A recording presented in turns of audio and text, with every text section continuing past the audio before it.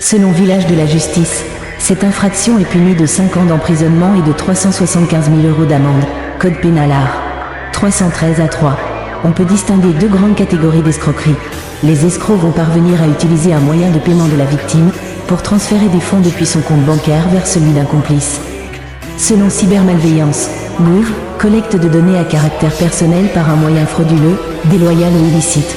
Le fait de collecter des données à caractère personnel par un moyen frauduleux, déloyal ou illicite est puni de 5 ans d'emprisonnement et de 300 000 € d'amende.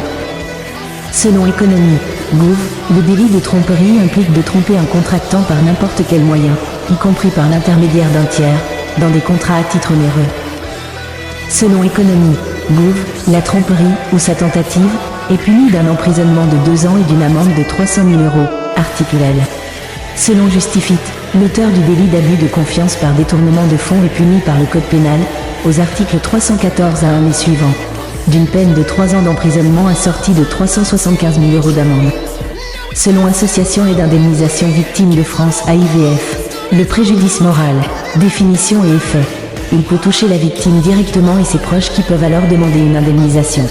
Le préjudice moral lié à un déficit fonctionnel permanent est consécutif à un événement qui porte atteinte à l'intégrité physique de la victime.